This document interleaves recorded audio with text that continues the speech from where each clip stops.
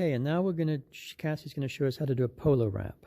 A polo wrap, as I said earlier, is going to be used during exercise. It's not a wrap to leave on for a long period of time, not a wrap to leave on when the horse is turned out in a paddock, because they can get wet, they can get dirty, they can come undone, and they're too constricting to leave on for a long time because they're not going to have the quilt underneath them. This is going to go directly on her leg, so it's only to be used for your hour of riding time and then taken off.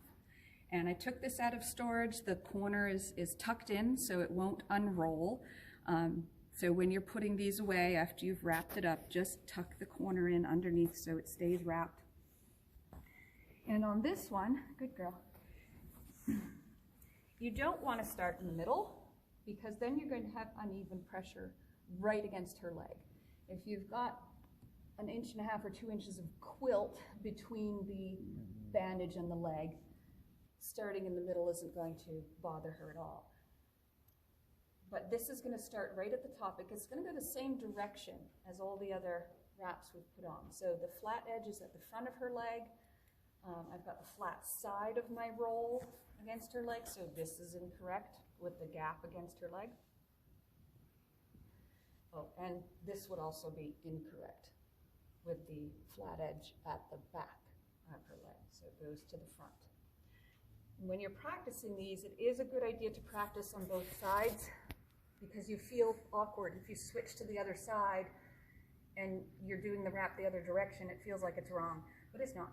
It's just the opposite side.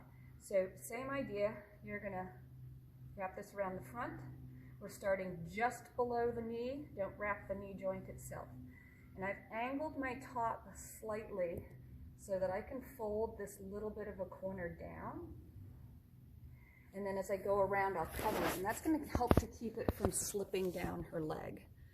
So I could just put this on flat and cover it all up, but then it's more likely to slide.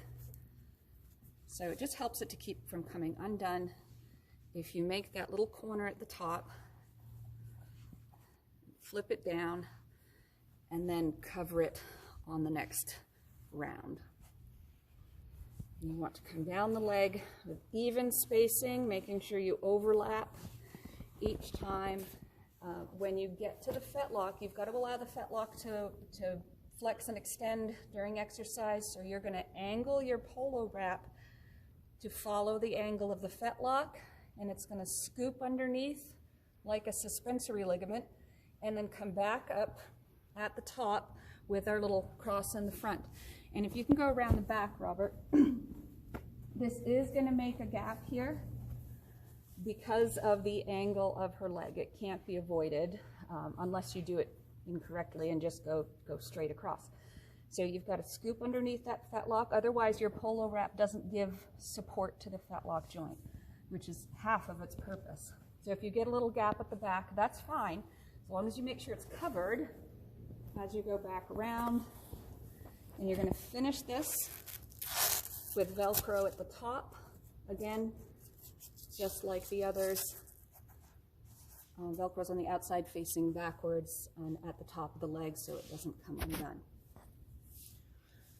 And just remind me, because I already forgot, and you probably said it and I already forgot, what are the purposes of the polo wrap? The polo wrap can provide some minor support for the fetlock joint and the tendons and ligaments that run down underneath there. It's more of a concussion avoidance, so if she were to bang her cannon bone or her splint bone with the opposite foot, or if she was jumping and she's going to hit the rails or hit the bars, this is going to protect the cannon bone and the ligaments and tendons. It only provides a minor bit of support. It's more of a concussion protection. Okay, thank you.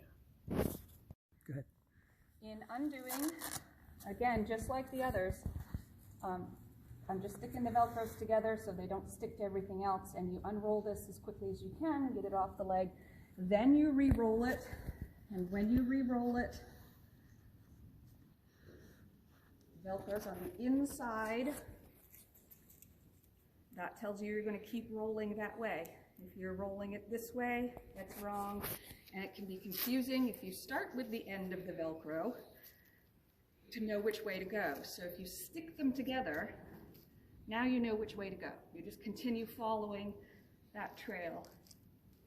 Keep it tight and keep the edges lined up, because if it's floppy and loose, it's very difficult to put on the horse. If I get a floppy wrap, I'm not even going to try to put it on the horse. I'll just re-roll the thing because it's too much of a struggle.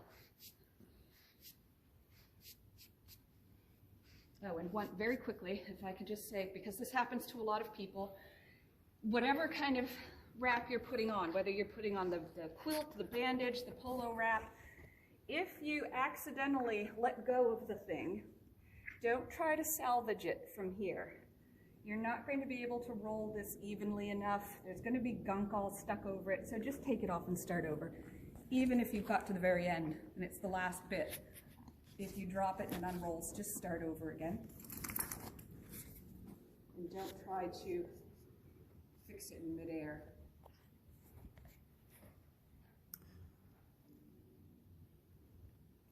Is there anything else?